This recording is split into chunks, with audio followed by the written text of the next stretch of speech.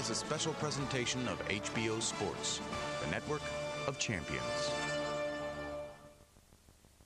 For the anti-hero Mike Tyson, it began as a love story. The romantic portrayal of how the elderly, eccentric trainer liberated the boy from a reform school to educate him in the secrets of combat art won fans by the millions. And the boy paid it all off with a dressed-down warrior persona and a string of sensational knockouts. True to the old man's prophecy, he became the youngest ever heavyweight champion and embarked on a path toward immortality. He's down again and in serious trouble. A path marked by glamour, gargantuan consumption, and excess. A path made darker and more complicated with each shedding of the superstar's skin. A path that ended abruptly in Tokyo, with the once invincible destroyer forlornly searching for his lost mouthguard. He would never again be the same, but his public was still blinded by romance. For a long time, Lennox Lewis beat everyone but couldn't satisfy anyone. Despite many dominating performances, Americans considered him too cautious, especially for a big man, and, well, too British, the un-Tyson. Self-inflicted wounds when he arrogantly let his guard down years apart to two Buster Douglas-class opponents, Oliver McCall and Hasim Rahman, weren't fully healed by emphatic revenges. The judges who gave him a draw when he clearly beat Evander Holyfield seemed to be reviewing him, not the fight. Through it all, Lewis kept getting up and getting better, determined to be recognized as the best of his time. And that could only happen if he fought Mike Tyson, and nothing would stand in the way of that quest. So last Saturday night, the faded shell of the former Comet met the less spectacular Solid Citizen for the heavyweight championship and for ultimate superiority in the three-man round robin they have shared with Evander Holyfield. When Mike Tyson confirmed his instability at a bizarre press conference, major boxing states denied him a license. So a heavyweight championship fight became an outlaw event that wound up in the home of the Blues, Memphis, Tennessee, which wanted an economic jolt and a party. In the end, conventional wisdom dictated the conclusion of the saga. Lennox Lewis's victory was more than just the final coronation of the best heavyweight of his era. It was the emphatic triumph of excellence over exhibitionism, of competitiveness over carnal pleasure, of substance over style. It was the definitive destruction of the myth of Mike Tyson, and a statement on Lewis's now lofty place in the history of heavyweight boxing.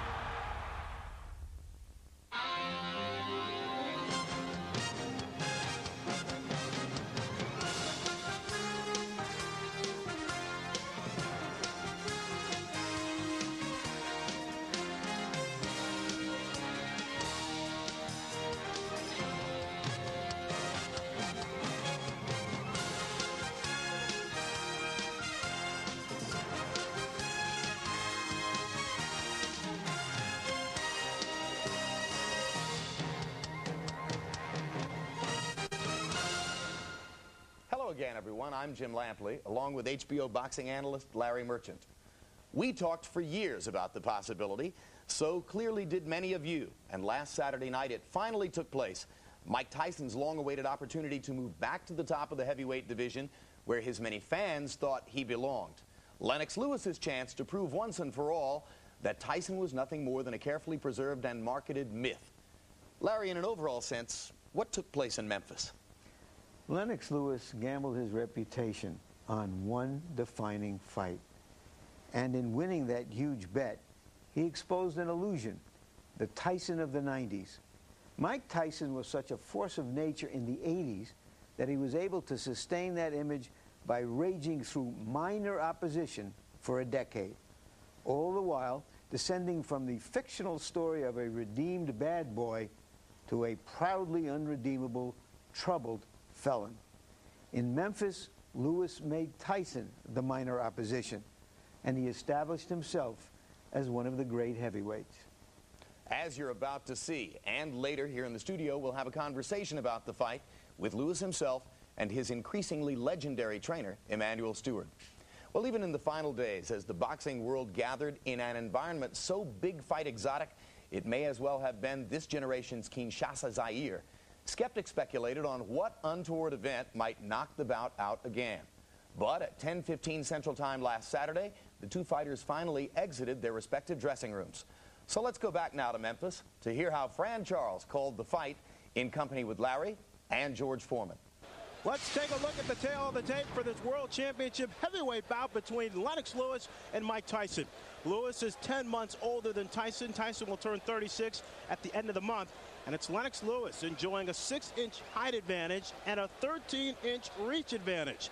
When both fighters stepped on the scales, Lewis weighed nearly 15 more pounds than Tyson. Incidentally, both camps expected their fighters to come in at about 5 to 6 pounds lighter. Apparently, there was a problem with the scale. 5 of the last 7 Mike Tyson fights have ended in controversy.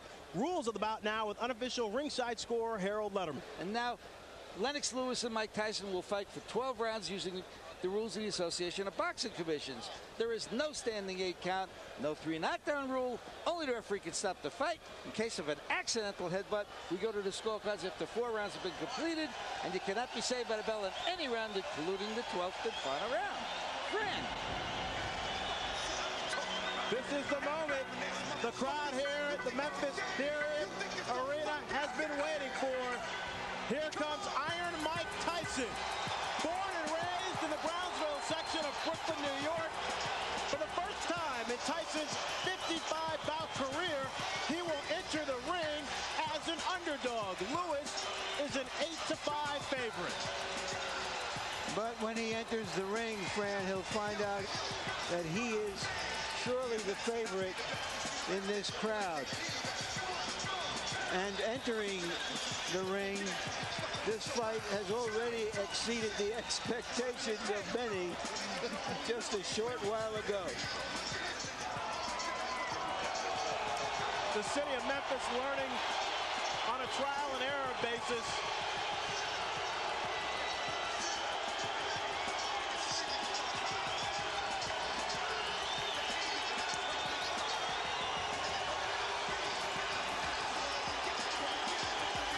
Tyson is the underdog because Lewis is the champion and because Lewis has fought more formidable opposition. In the last 11 years, Tyson has fought just one top heavyweight, Evander Holyfield, and lost both times. And yet he has the style and the punch to make all that seem like rhetoric. Vintage Mike Tyson on his way to the ring. No rope, just a towel. And black boots, no socks. We'll see vintage Mike Tyson once the fight starts. The good thing about Tyson, he's filled with sweat. That's what you want your fighter to be, nice and wet before a fight. As you can see, there is a row of security guards lined up diagonally across the ring. These two fighters will remain separate until the first bell. I think it was probably Vince McMahon, the genius behind the World Wrestling Federation, who arranged all of this. There you get a good up-close look at the 3-time heavyweight champion, Lennox Lewis. We mentioned he comes in as the favorite. Lewis was hoping for a more partisan crowd tonight since England is participating in the World Cup soccer tournament. Many Brits electing to follow the soccer matches rather than come over to Memphis. So Lewis's supporting cast may not be as strong as he likes. Yeah, but you go around this city, I've run into so many people speaking with that British accent that you would think there is no World Cup. This town is loaded with the British. Lennox Lewis really made this fight happen after the fracas at the New York press conference when he was bitten by Tyson. He could easily have gotten out of it if he wanted to. He didn't want to. He sees this as an opportunity to confirm his place as the best heavyweight of the 90s.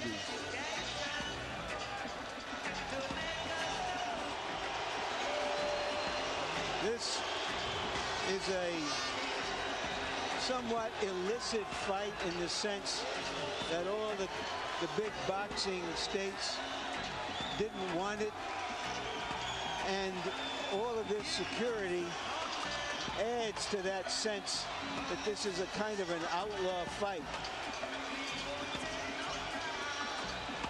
I think they wanted it. They were just too afraid to accept it, to get it.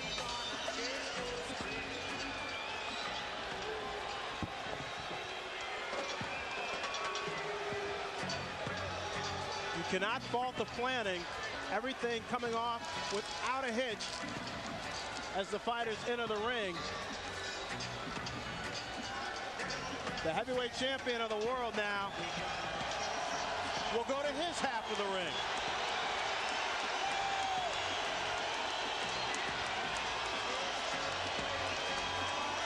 Lewis 13-2-1 in championship fights.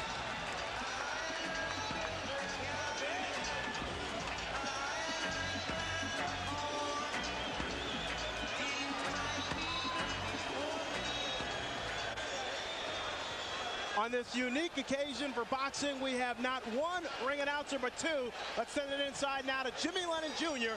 and Michael Buffer.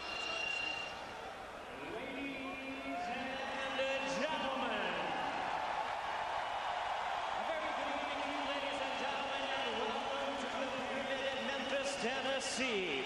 It is time for our historic night of boxing and our long-awaited, much-anticipated featured bout of the evening.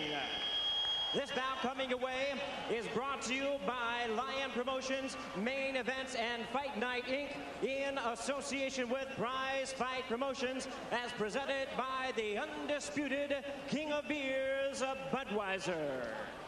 Tonight here in Memphis, Tennessee, we will turn the page to another chapter in the history book of boxing legends. Ladies and gentlemen, this is the main event. 12 rounds of boxing for the linear, legitimate, and universally recognized, undisputed heavyweight championship of the world. The three judges assigned to ringside scoring this contest on the 10 points must system are from South Africa, Alfred Bukwana; from Thailand, Anik Hongtongkam; and from Belgium, Bob Logis. And when the bell rings, your referee in charge of the action from the United States, Eddie Cotton. All right, fans, here we go with the main event of the evening. And now, ladies and gentlemen in attendance and boxing fans joining us around the world, the time for talk is over. The time to fight is here. It's the time we've all been waiting for. Live from the Pyramid in Memphis, it's fight time!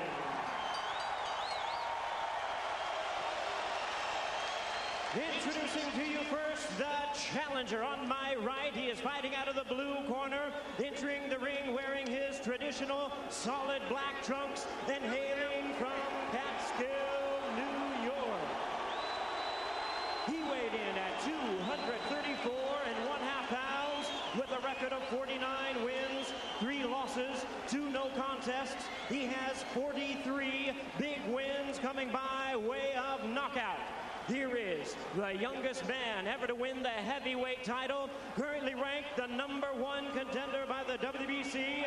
Please welcome tonight's challenger, the explosive 2-time heavyweight champion of the world, introducing the one and only Iron Mike Tyson.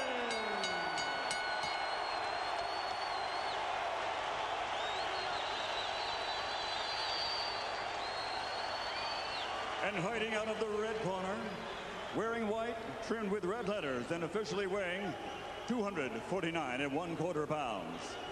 He captured Olympic gold in 1988. Now, as a professional, he has 39 victories, including 30 knockouts and 3 world titles. He has 2 defeats and a draw. All by way of rematch have been changed to victories. making him one of the few men in boxing history to have virtually defeated every man he has ever faced. Ladies and gentlemen, from London, England, presenting the three-time world champion, the linear, legitimate, and universally recognized, undisputed heavyweight champion of the world, Lennox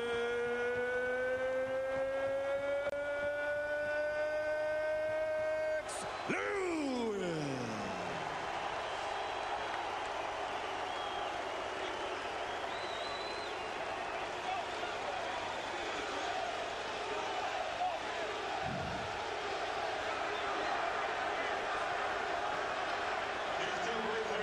Now, step forward when the bell rings. Only one will be Destiny's hero. Only one will pass from heavyweight greatness to heavyweight legend. So now there's only one thing left to say. Ladies and gentlemen, let's get ready to rumble!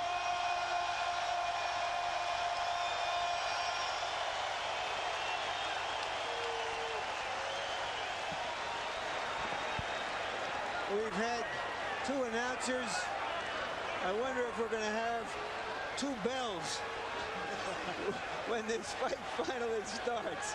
Well, you don't want to have two punchers too cautious. And that's what can happen when you have dynamite punchers. They are both too careful.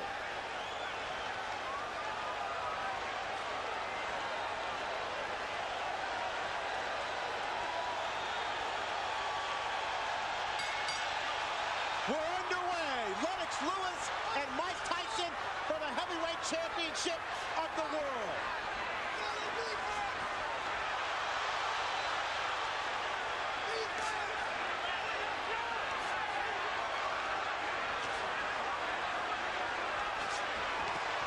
Tyson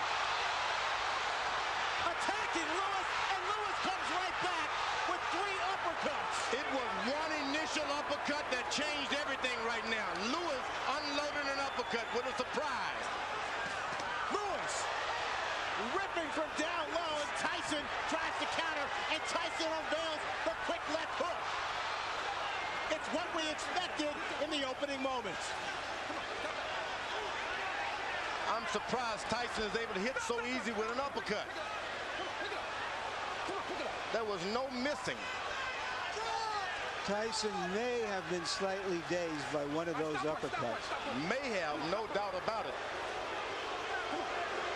The man in between Lewis and Tyson, Eddie Cotton, 6'5", 250 pounds.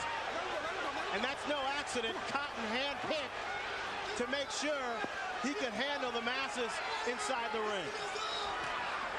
It's going to get real ugly if Lewis keeps clinching the way he's doing. Well, what is he supposed to do when the smaller man dives into him? You better fight Tyson. You better fight him. You better fight him good. You start clinching him, you give him all the courage that he needs. But that's what Holyfield did to him. He clinched him and frustrated him. It's different because Holyfield is down low. This man is up high.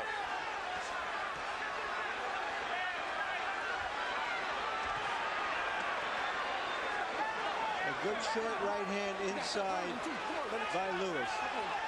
Now, Tyson is looking at the referee already. Tyson with a wrap to Lewis's midsection. That's what Castillo specialize in. Go to that body, go hard. Then make a man afraid of what's going to happen on top. Go hard to the body.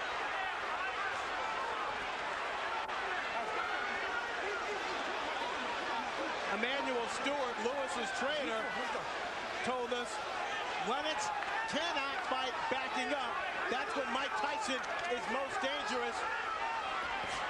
Tyson still, though, seems to be the aggressor of the two. Lewis downloads with a big right cross. That right seemed to land in the back of Tyson's head as he lowered it. And he's allowed Tyson to stop moving his head now. But this is real ugly. The referee better caution Lewis about the holding. Tyson right now trying to figure out a way to get in close close enough to punch the much taller Lewis. This man ain't much of a fighter. Just settle down. If you really would see how bad he looks, it would be surprising. Settle down, get yourself together, start working your jab. You took all of the anger and slowed him down already by wrestling and tying him up. Okay? Just take your time. Don't let him fight the fight that he's trying to make you fight. Take your time, get to work with your jab. If you hit him with the right hands and uppercut. Just slow down. Maybe two. If you can get two in, that's fine, okay? But don't let this guy try to tire you out. Relax yourself. I'm telling him. Just stay cool. We hollering at him, okay? Okay, just relax yourself, baby. That was a good round. You won the first round, okay? Double jab like we worked on. Step up and control the second jab. You got this Every time you get one. I love. Start using your face now. He's trying to load up with his right hands on that. He can try to come on top first and then uppercut, okay? Be fast, baby. Be fast. Tyson is paying some attention to his corner, which is something I didn't expect. Let's go. Jabs will be very important throughout the fight. Lewis landed, throwing 23. Tyson throwing 3. And now Eddie Cotton warns Lewis. That's going to be hard for him to stop doing because Emmanuel Stewart has given Lewis the permission to keep holding and tying him up. Come on. He's not doing it out of desperation. He's doing it out of instructions. Lewis with a big right uppercut.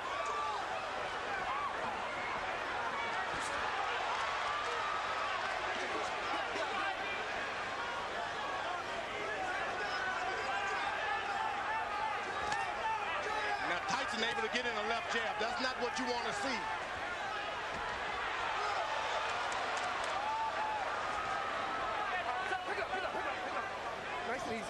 Come on, pick it up. So far, that referee is getting in there quick enough.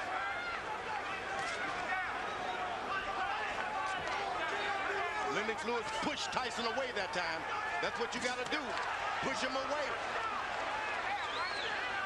Lewis seems to be concentrating on firing his right hand with uppercuts. There's another one. And right afterwards, a hold. Go to corner. Mike, go to corner, go to corner, go to corner.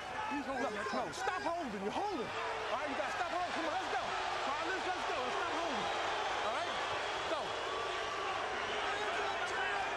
Eddie Cotton asserting his power in the ring. Lewis unloads with another right uppercut. Get out. Tyson's only got in one body punch.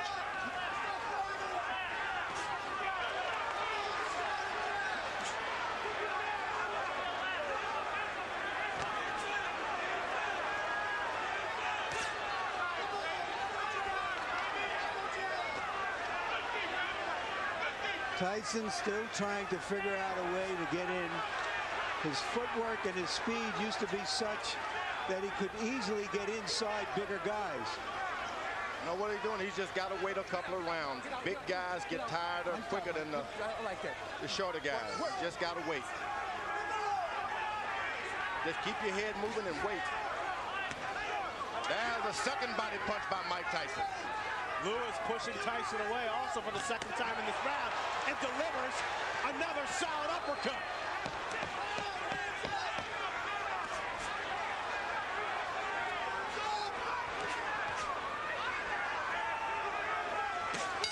But it's Lewis.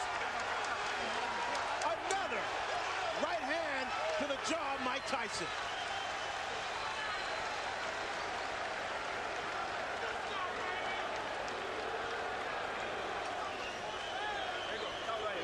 Okay, look, champion, look, listen to me. Remember I told you, you cannot let this man throw too many jabs at you without you coming back with something, right? Okay, look, you started using your face, but you quit jabbing. You have to be in this man's chest. You understand? Make this a very ugly fight now, okay? I want you right in. Gonna change it. He's slowing down real bad. 35. It's 35 that round. Left hand. Keep your hands Work up. the jab. The jab is pumping now. The jab is pumping. That's what you're waiting for, right there. Keep your hands up, baby. Keep Fighting your right hand masterpiece that round.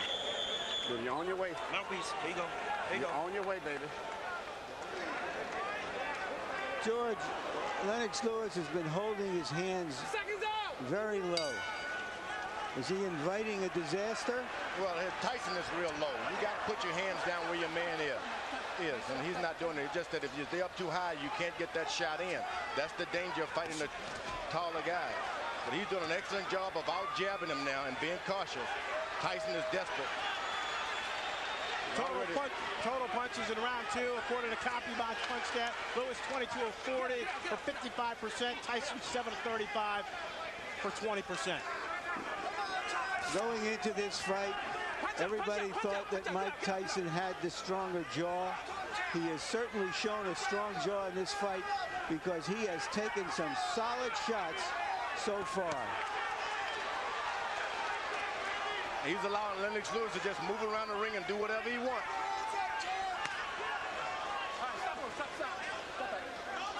Tyson's got to start throwing his jab to Lennox Lewis's chest and stop trying to hit his head. That's a good body shot by Mike Tyson. He can get that right hand down there low and make it sound. He's coming on top with it sooner or later. Ronnie Shields told Tyson to make it an ugly fight. Is that because he thinks that Lewis has had his way from a distance? Yeah, he wants him to get closer. Don't make it look so pretty standing out there bobbing and weave. Get close, make it raggedy. Get out, get out, get out. When we met with Shields, he told us he showed Tyson a lot of tapes of himself back in the 80s. There was a lot of head movement. He was in balance, and he used his jab a lot more. And you see Lewis is putting his head on, hanging down on the boy's head. This could cause some problem with the referee, and I'm telling you.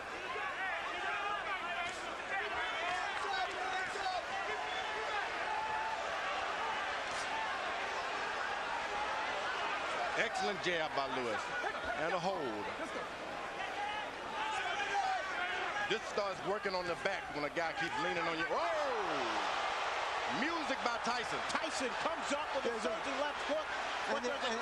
And there's a cut on the right eye of Tyson, it appears. And they butted heads there for a second.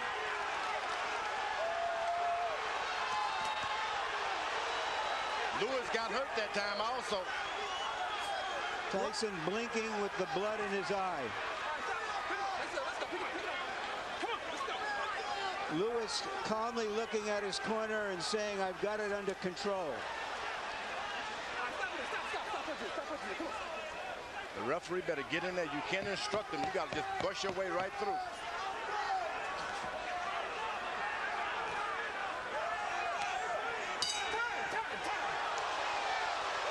Dr. Ira Trocchi in Tyson's corner will go to work on that cut. Listen to me. Tyson, get his nose. Now look, listen to me. Okay, Mike, you're fine, Mike. You got to relax yourself. Give me a towel to wipe him. Give me a towel, give me a towel, give me a towel. You're relaxed, you're relaxed. Okay. Nice and relaxed. Now, Mike, look, listen to me. Now, look, you let this guy have his way on the outside. You understand? Don't let this man have his way on the outside. You got to be close to this man. You understand? You got to stay close. And when you get close, shoot your uppercuts and go to the body with this man. Okay? Use your feet. He can't deal with nothing coming to him. This fight's gonna deal with it if you do. You sit down and get yourself together. You can't just be retentive just to do this here and do this. And shoot that damn uppercut some. The man is tired. Here's Lennox Lewis's jabs as he has his way from outside. And that first jab there may have caused the cut. Lewis averaging 25 jabs per round. When he throws that number, he's very dangerous. Stop in there. Let's go. Stop in there. Stop in there. Come on, let's go. Let's bring in Harold Letterman to see how he has the fight scored through 3. Okay, Fran, 29-28, 2 rounds to 1, Lennox Lewis. Fran, I just looked over at Eddie Cotton, and he signaled to me that the cut was caused by a punch, not a headbutt. So if this fight gets stopped because of that cut, Lennox wins on a TKO. In the first round, I thought Mike Tyson did a nice job getting inside, but in rounds 2 and 3, just like you saw right there, Lennox stood on the outside, used that jab, and came up with some nice, solid right uppercuts. At this point in the fight, the bad boy of boxing is getting spanked by Lennox Lewis, but he is always dangerous. Lewis following the Holyfield blueprint, push pushing Tyson back, leaning on Tyson. And right now, firing that right cross at will. When Tyson gets close, Lennox Lewis changes and stops everything. Folds his chin up. Now there's blood apparently coming from Tyson's nose.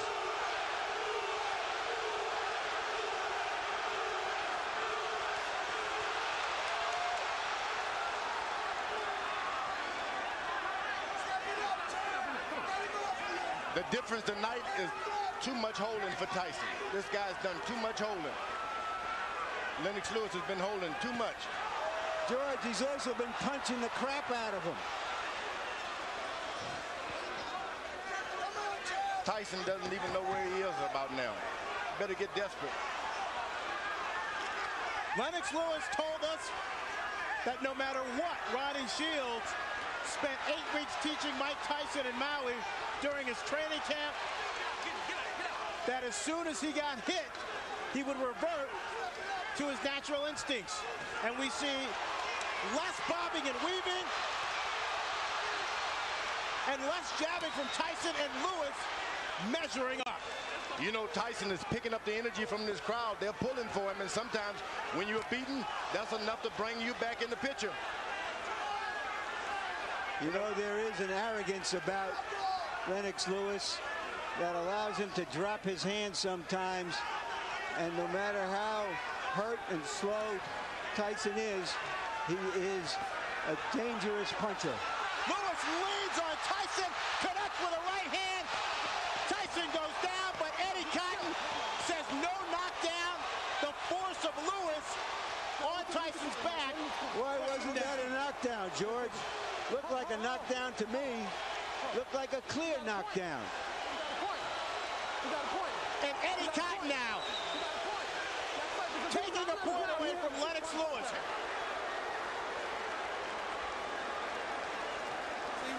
It's like this, and you still doing this shit. Don't turn it back in. Then get this motherfucker out of here, man. You can fuck around and get caught with some crazy shit. Step it up, the man is finished. Put them shits together, baby. You ain't never took it to himself. Get your hands. You cannot just run in. The right hand is down. When he jab, throw the right hand and no hook behind it. Okay? Just give me a deep breath, champ. Okay? You can give me another round like that. Stay alert, champ. There's a right hand. Oh, but he leans on him too much. That's what and he leaned on him. But that's not a foul, George, yeah, is it? You got look. But why is that a foul? Back. But he's on his back. He's leaning on his back. He hit him with a good right hand, but what's all the leaning and that's what the referee did a good job. So far, Lennox Lewis seems to be fighting Tyson and the referee, in my view. Lewis throwing 39 punches, connecting on 27 for 69% in the fourth round. Tyson 5 of 27. Tyson is just hoping for one good shot. One good shot. Emmanuel Stewart told Lennox, keep your hands up. Here's the guy who's not trying to jab anymore. He's not trying to win points. He's just looking for one shot, and Lewis, that long jab stops anything. Stop punch. Come on, let's go. Get up. Eddie Cotton with his hands on both fighters' chests as he pushes them away.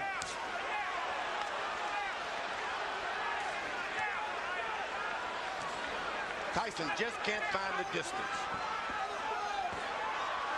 Now he goes leaning on his head again. If he goes down by a shot, the referee is still going to get him. But Tyson's lowering his head. Tyson looks worn out and tired. He is. Once again, Eddie Cotton is what... Don't do it again. I'm taking another point away. Let's go, Mike. I don't know what the champion is doing to deserve these kinds of calls from Eddie Cotton. A lot of people are concerned about some political calls from the referee, and right now, in my judgment, we're seeing some of it. Tyson bleeding now from both eyes. Get up. Lennox Lewis should never been playing around. He should have had him and jabbing him and pecking him. He should go on and lower the hammer on him and stop playing around with the jab. You got a man hurt. He's waiting to go. Finish him out, because you're just going to get yourself in trouble waiting around for a better shot.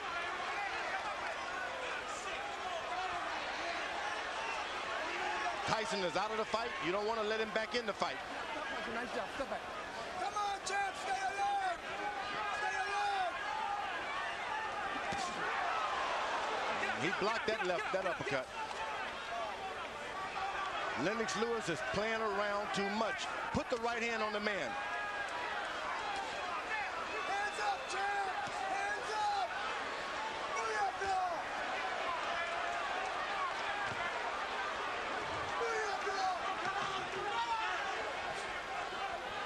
When you play around a lot, that's when you get hurt. He's winning his fights hand down. Just won't throw that power shot. Lewis going almost exclusively to the jab here in this 5th round, looking for opportunities to set up his right. Now Tyson jabs right back. A big round for Lewis.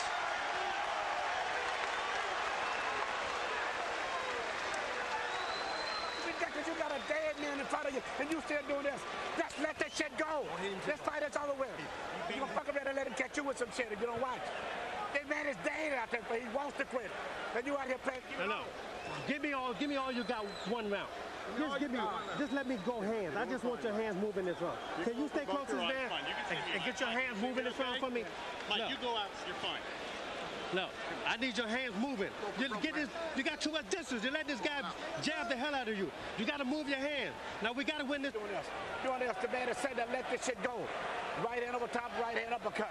Stay alert, Lennox. As long as this fight going, this man is dangerous. You better get him out of here. Exactly. Goddamn right. Now, this is ridiculous. Stay alert. Hands up, stay alert. Here's the right hand that opened the left eye of Tyson. Emmanuel Stewart imploring his fighter to take care of business, echoing the sentiments of George Foreman. Now Tyson should take a round off now. Let this guy move into him a little bit. You don't need to chase a puncher around all night like that. Lewis again landing at will. In the 5th round, 31 of 50 for 62%. Tyson throwing just 17 shots, landing 6 according to CompuBox. That right hand hurt Tyson that time. Tyson is hurt. Better do something. Lewis, another strong overhand right. Okay, stop pushing. Stop pushing. Get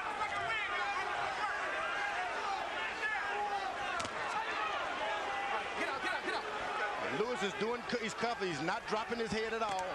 Keeping his head up high, so Tyson, no matter how hard he throws, he can't reach up there. That's right. That's what you don't want to do, is start bending low so that guy can hit you with those right hands.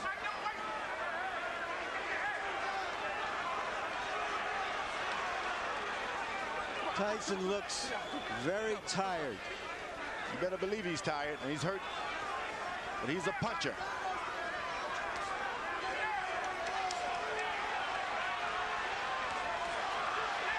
Just 19 rounds of boxing for Mike Tyson in his 6 previous fights over the last 5 years.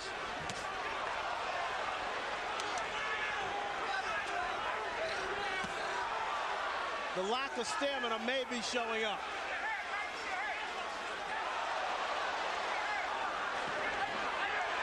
Good punch that shook Lewis. But it's a punch that should never have happened. If he listened to his corner and gets this fight over, he doesn't get punched at all. Lennox Lewis shouldn't be getting punched at all. I thought that might have been Tyson's best shot so far, but Lewis took it. Oh, and he brought something back too. Swelling now developing under the left eye of Lennox Lewis.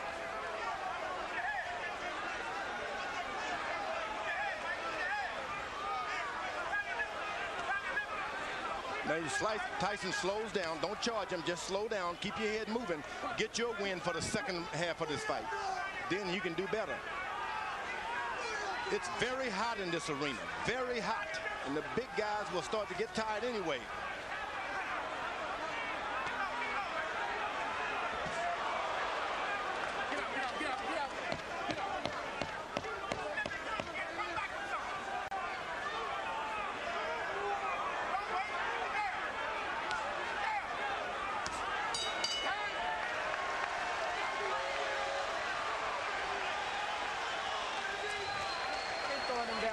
at him.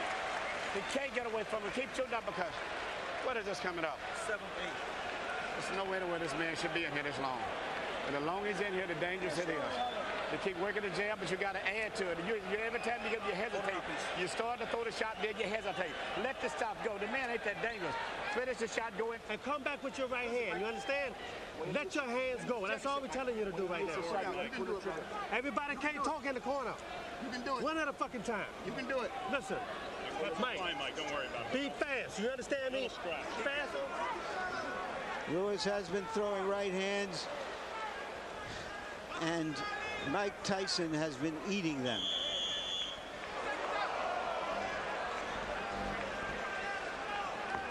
Guy with a shorter neck, a longer neck would have been on the canvas now. That short neck of Mike Tyson. He's built to absorb punishment. There's no doubt about that. With that 19-inch neck, 230 pounds, and a 5'11" frame, Tyson showing he definitely has a strong chin.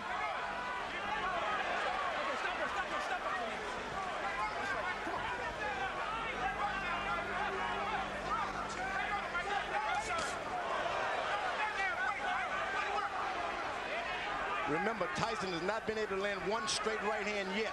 It's still there waiting. Still there waiting. Let's bring in Harold Letterman and see how he has the fight score. Okay, Fred. All I gave was to Mike Tyson was round one. I mean, 4-1, one even, 58, 55.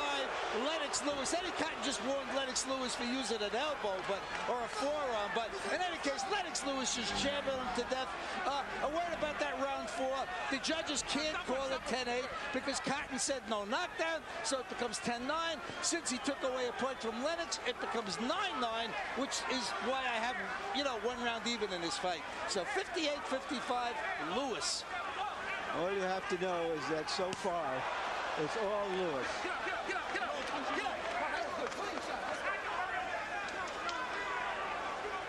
Now, Fran, you're getting a little experience on how they work in the big times.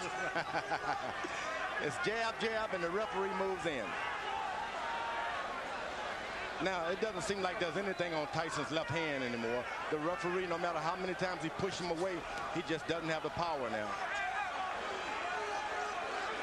Lewis, clearly the aggressor inside the ring. Using his 250-pound body to exert force on Tyson. Get out, get out. Come on, get out. Nobody would have given Tyson this much credit to just stay in there no matter if the fight is not going his way. He stayed in there, so that's a lot more than we expected from Tyson. He's staying in there. He's bleeding. He's bringing the fight to Lewis. Hasn't backed away at all.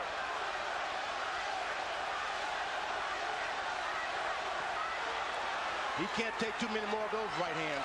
Lewis keeps that up. That fight is gone. Lewis sizing up Tyson. This is by far the worst beating Mike Tyson has ever taken. It's batting practice for Lennox Lewis now. One fastball after another.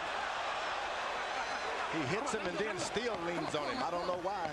I wonder what all those people who think of Tyson as the Tyson of 10 and 12 years ago are thinking now as they watch him absorb this punishment almost without any return. They tune in for a fight and they're getting one. This guy's not quitting. He's not doing anything. Look, you understand? Listen to me. You're fighting for the heavyweight championship again. You understand? Not many people can do that. You understand? Now look, I'm not going to sit out there and just let you do this. You understand? You have to throw your punches. You understand? For God's sake, you have 2 hands. You understand? Just let your hands go. Yes, you can. No, let your hands go. I want your hands to move. You done took this guy's best shot. This guy got nothing for you. The guy you took his best shot. This guy's getting tired. It's time for you to go to work, brother. Come on, man. Go to work. You train hard. George, you called it batting practice. That's what it is. And this is the time maybe your corner should come in and rescue your fighter. It's not going to get any better for him.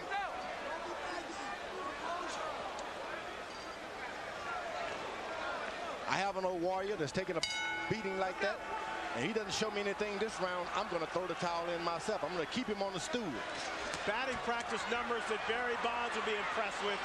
31 of 46 for Lennox Lewis in round 7, 67%. Tyson landing just 4 punches, throwing only 17. Tyson told his corner he'd had enough. I believe, George, you're right. He might have been looking to end the fight on his stool. He seems virtually useless now, just taking punishment, maybe looking and hoping to bait Lewis into one punch. Yeah, I would give him the alternative. Look, Tyson, you put up this round or I'm going to stop the fight. I'm not just going to let your brains get beaten out doing nothing. Mike Tyson's stock is falling faster than Enron. Oh, good right hand by Mike Tyson. If you don't finish your guy off, that's what you can expect. You're not doing anything to him, so he'll do something to you. There's another good right hand. And I mean, he's aiming to come back on that right hand on top. Tyson knows he needs a knockout to win. He's never had a knockout past the 7th round. Lennox Lewis tripling Mike Tyson with a big uppercut, and Eddie Cotton separates the fighter. He's called it a knockdown, thinking that Tyson's knee touched the canvas. I'm not sure I saw that. I don't think I did either, Larry. Lewis unloaded.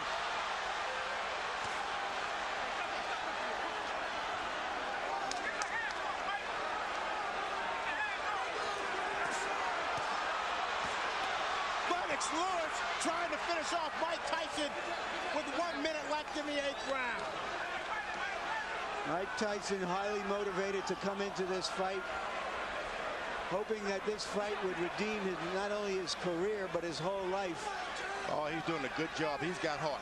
You can't take that from him. Big right hand from Lewis, and Tyson goes down for the 3rd time in his career. 6, 7, 8, 9. It's over. Lennox Lewis cements his legacy as one of the best heavyweight champions of this era. Nobody should be able to, there's no one in the world can take that from Lennox Lewis now. He is no doubt the best heavyweight of all time. What he's done clearly puts him on top of the heap. He fought a virtually perfect fight, George. There's no doubt about it. He did everything. He controlled it from the beginning. He was patient. He never let Tyson get off. Tyson looked old and slow. And you know, George, when you look back at history, at fighters like Tyson, from Dempsey to Marciano to Frazier, all of those fighters retired at the age of 32, and they were near the end of the rope at the age of 30. This type of fighter has to put so much effort into fighting the way he does that it's hard to sustain it. Where the boxer punchers like Joe Louis and Muhammad Ali, even Lennox Lewis and Larry Holmes, all were able to fight closer to their mid-30s. It doesn't require that kind of maniacal conditioning to fight that fight. And we just saw a masterpiece of a boxer puncher in Lennox Lewis tonight. All I can say is that's right. Larry, here's the first knockdown. The knees clearly don't touch the ground. Yeah. Seems to me Eddie Cotton did his best to make this a more even fight than it was. But Lennox Lewis made it an uneven fight. And when you got the power and the reach, it's hard. Here's a knockout right on the chin. But that was just the coup de grace. It had been preceded by a tremendous amount of punishment. George, you talked about power. How's this? 15 of 19 power shots for Lennox Lewis, 79% in the 8th and final round. I'm telling you, this guy, he's a smooth operator and powerful operator. What can you say but 1, 2, 3, and all that? Lennox Lewis wanted this fight. to prove that he was the best heavyweight of the 90s. This, in effect, was the last big fight of the 20th century. Let's send it into the ring now for the official particulars.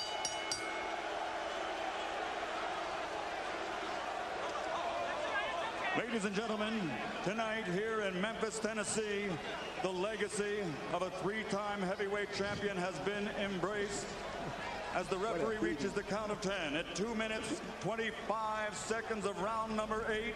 The winner by knockout victory and still the undisputed heavyweight champion of the world, the pride of Great Britain, Lennox Lewis.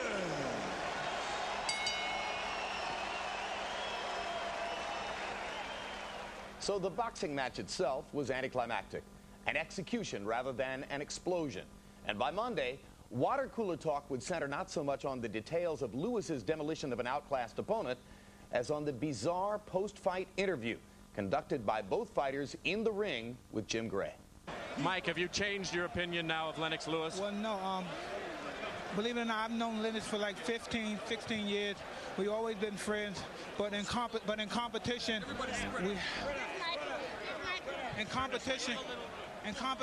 best man has to win. We have to do everything we can. I'm happy for him to give me a fight. The payday was wonderful. I really appreciate it. And if you could be kind enough, I'd love to do it again. I think I could beat you if we try one more time. Mike, what gives you any indication that you could beat him after this performance? And was it a lack of quality opponents going into this that hurt you? I explained before I needed 2 more fights or 3 more fights to fight him. But I believe if I would have took that route, the fight probably would have never happened. He wouldn't have waited for me. And again, he was just splendid, a masterful boxer. I just take my hand off to you. And just please, if you can give me one more chance, I'd be greatly appreciative.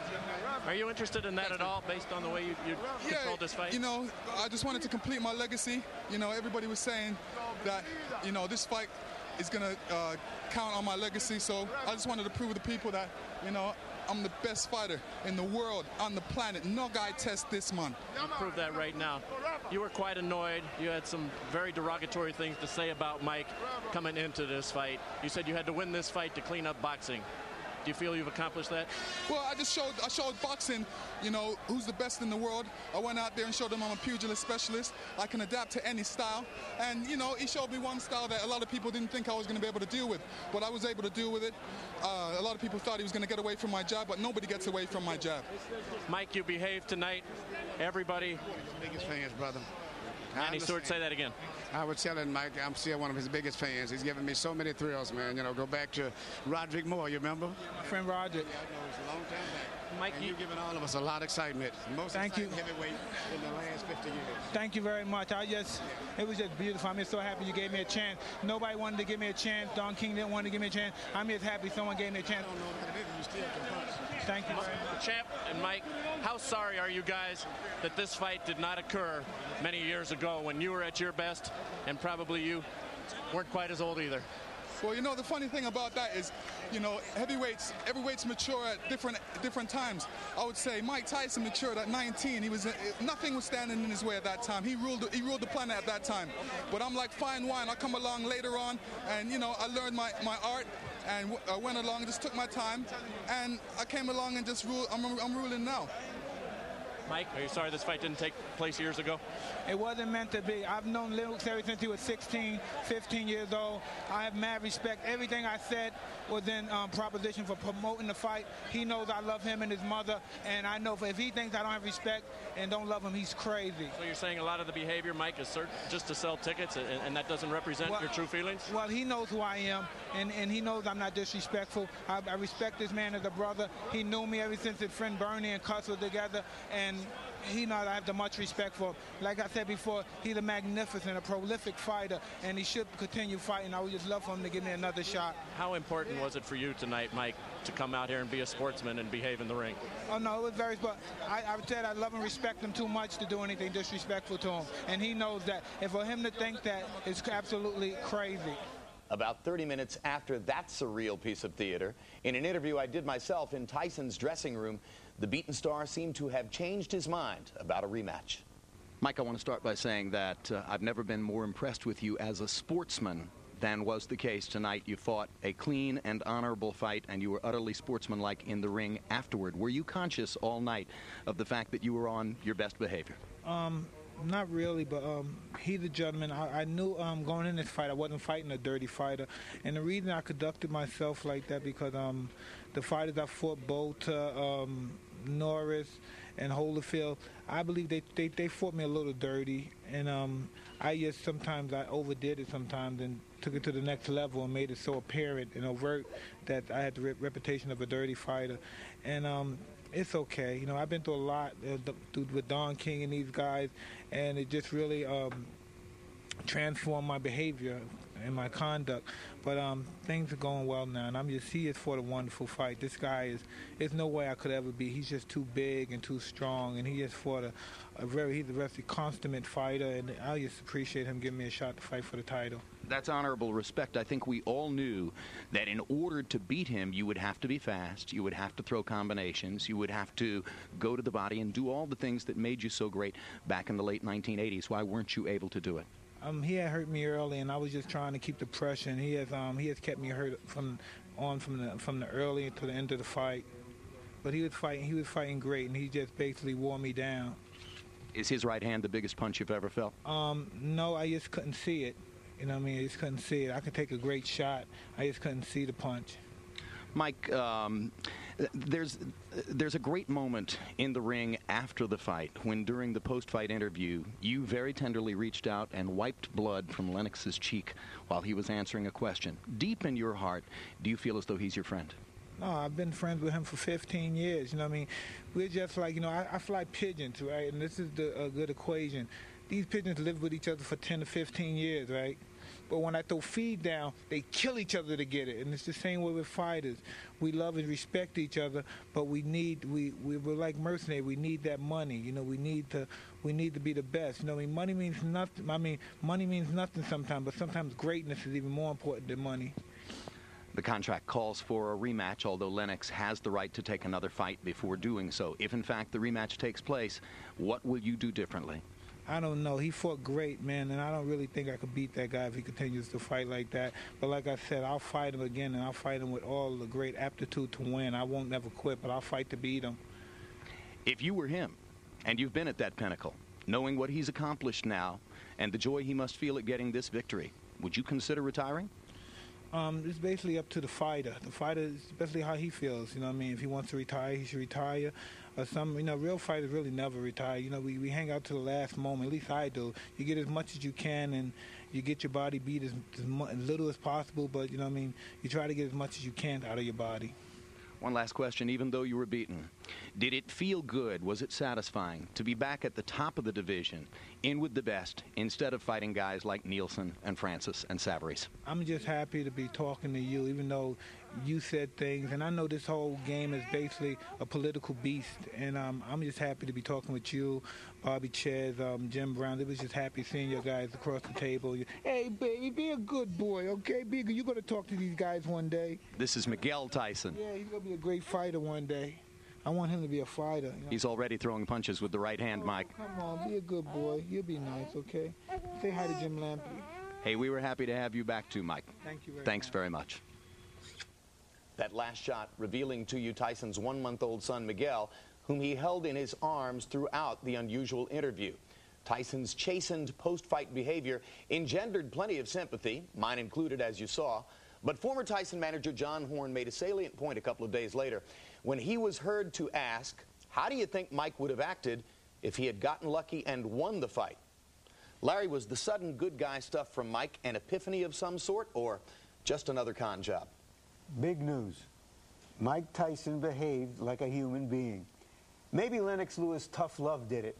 Or maybe it's the start of a new big con. The humble, low-testosterone Mike Tyson, who no longer wants to eat his opponent's children or stomp on our testicles or grab every woman. He'll do whatever it takes. He is a survivor. So where does Mike go now? Antarctica would be good. But coming off an event that generated up to $150 million, he'll get more chances if he wants them. Fight a few more setups to convince his hardcore fans that he has, yes, rededicated himself, but the sand has run out of his hourglass. At 36, he's ancient for his type of aggressive fighter.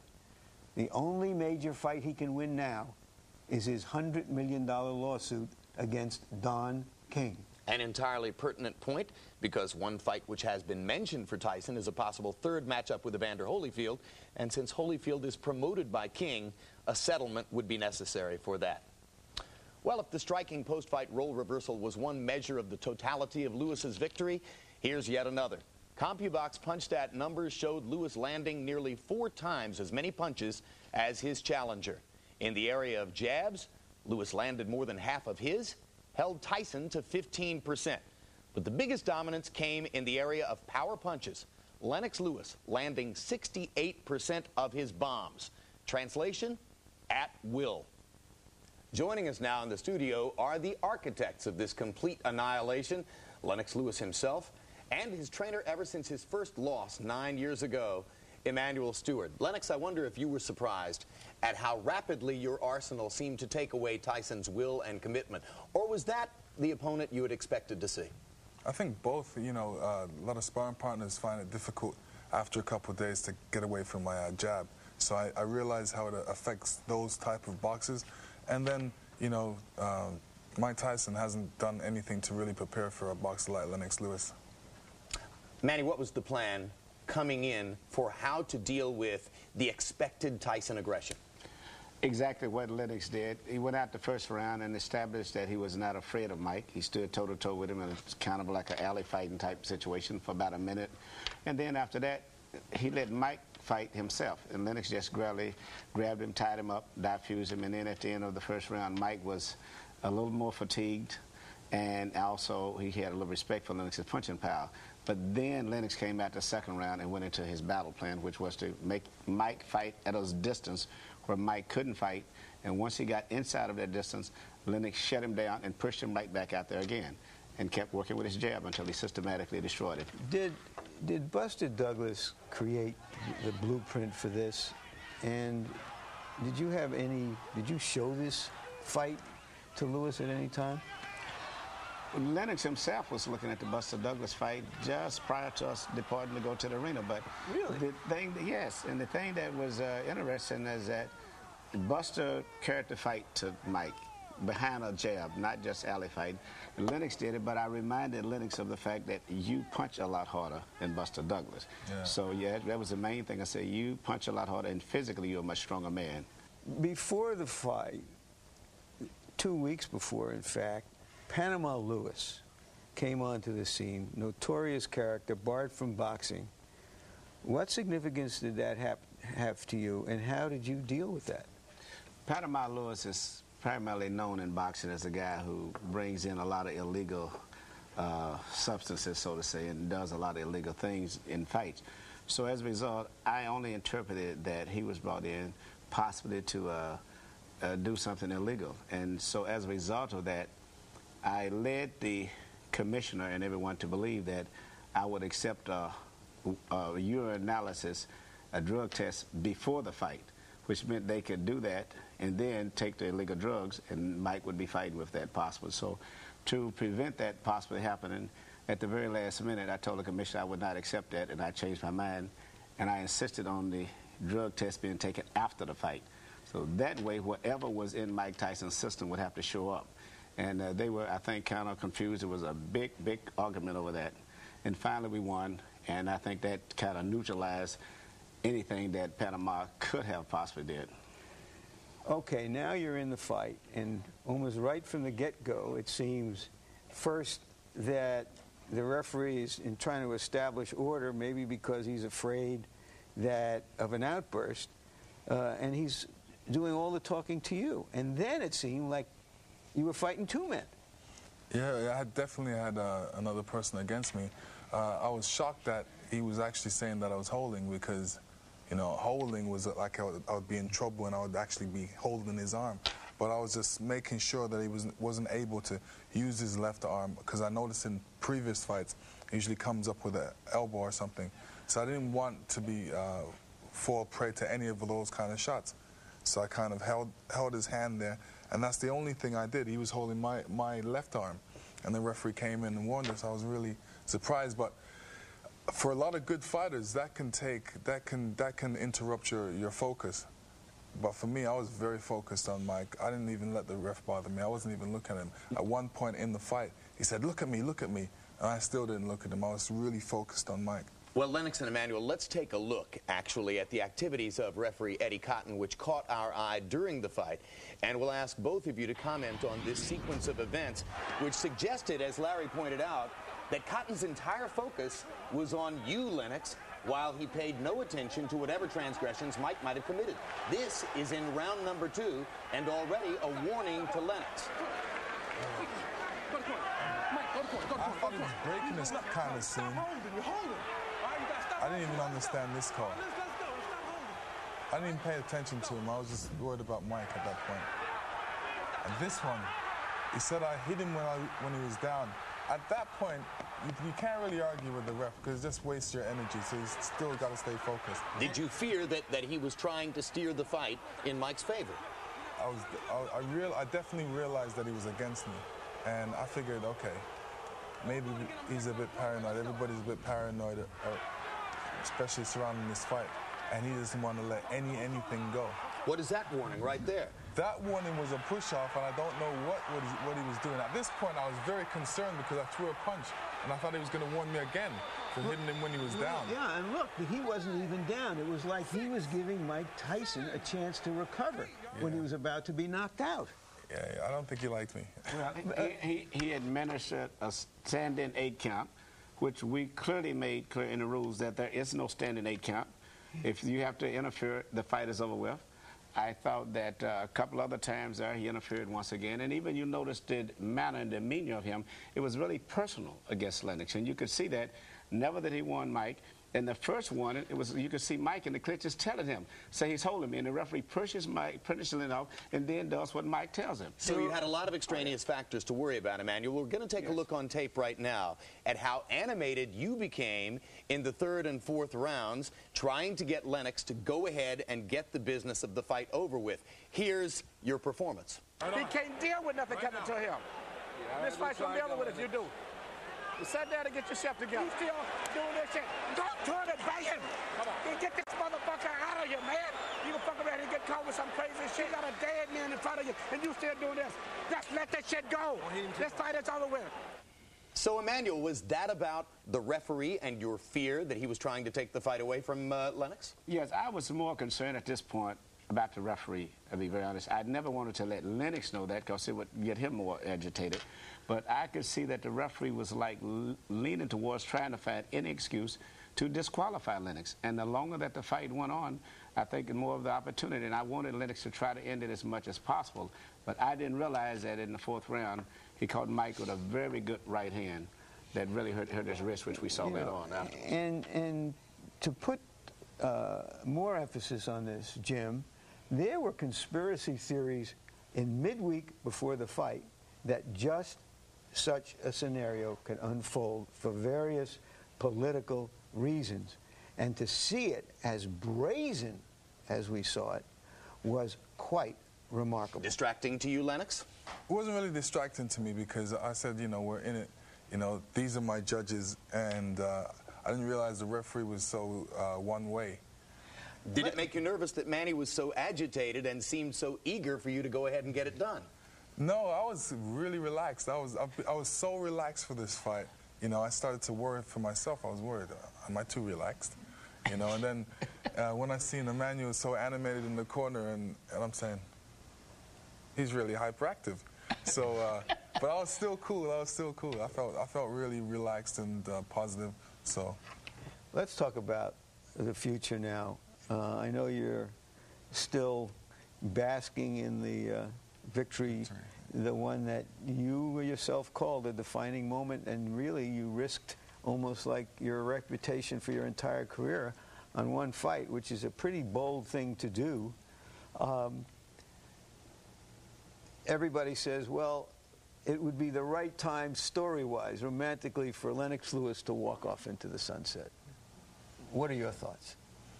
My thoughts is I'm definitely listening to everybody, and you're right. I am still basking in the victory, and I haven't really decided. In some sense, I'm saying the people still haven't seen the best of me. Well, it's the perception of a lot of general media and some of us in boxing media too that for the moment you've cleaned out the division. But I know there are a couple of fights down the road, and one question people have asked is, would you consider fighting young Vladimir Klitschko, who seems to be emerging as the heir apparent? I would consider fighting anybody, Well, the two names that come up are Klitschko, because there'd be a lot of money in it, particularly from foreign television. So, yeah. And perhaps Kirk Johnson, if he wins that version of the title against John Ruiz in July, because he's a Canadian and it might be a big event up there. I think both boxers are great boxers, and there would be great fights for me. But I would knock them both out. Lennox, Emmanuel, thank you both for coming in and spending time with us, and congratulations again on a great performance. Thank you. Our privilege. Well, because of the outcome, Memphis probably saw the last command performance gathering of what has become known in boxing simply as the Tyson crowd. In the days before the fight, they turned old Memphis out, dramatically outnumbering Lewis rooters who had left behind the comfort of World Cup television to make the pilgrimage. Here's a look through the lens of a 16mm film camera at what Fight Week looked like with a theatrical bent.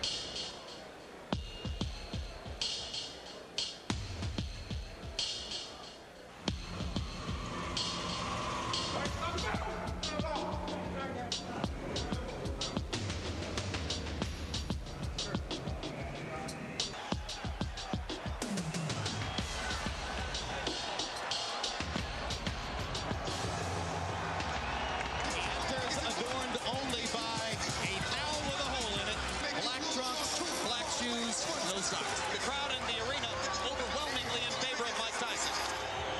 What's happening in this arena is a mark of disrespect to a guy who's won the heavyweight championship 3 times. And Lennox Lewis steps between the ropes. Boxing fans, the moment we've all been waiting for is here. It's Rumble on the River. Only one will pass from heavyweight greatness to heavyweight legend.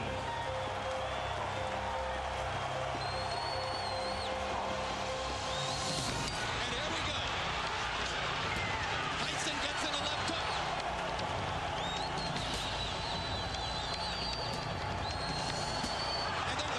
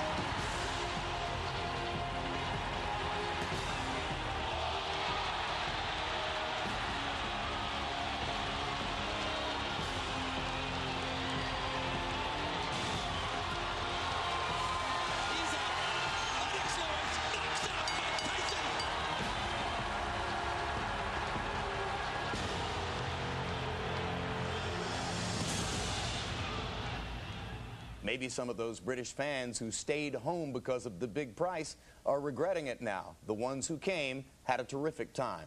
And far be it from anyone in boxing to ever suggest there's a moral lesson to be taken from the sweet science. Most fighters and their trainers just want to win. But to the keen observer last Saturday night, there was something bigger on display than just Lennox's complete superiority as a fighter. The larger advantage goes to Lewis's sheer humanity. He's much bigger and better than Tyson, not just in the ring, but in life. And that, as much as anything, is what brought Lennox Lewis to the top of the heap. Larry, where does he rank now in heavyweight history? Here's one way to look at it. There are 4 legendary fighters in the pantheon of great heavyweights, fighters who transcended the sport and marked their times: Muhammad Ali, Joe Louis, Jack Johnson, and Jack Dempsey. In no particular order, Lennox Lewis joins Larry Holmes, Evander Holyfield, Joe Frazier, Rocky Marciano, and George Foreman to round out a top 10.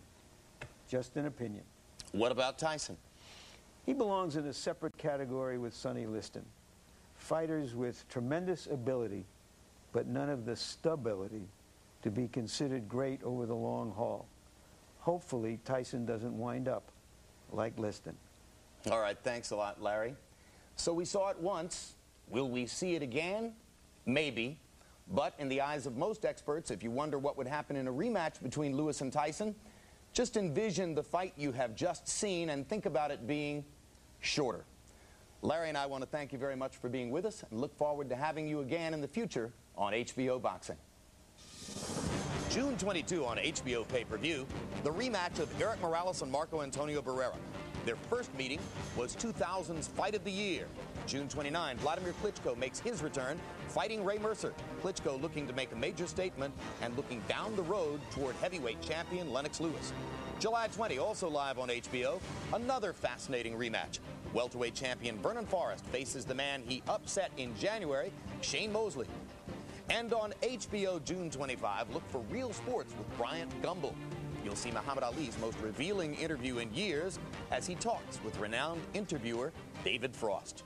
Do you think that the Parkinson's that you've got was caused by boxing? If boxing caused by Parkinson, 1 million people are boxers. June 18, HBO's acclaimed documentary series Sports of the 20th Century brings you 3 Seconds from Gold.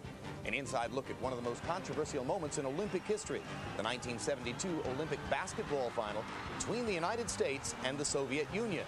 You can't put time back on the clock. Only God can do that. 3 Seconds from Gold, premiering June 18, only on HBO.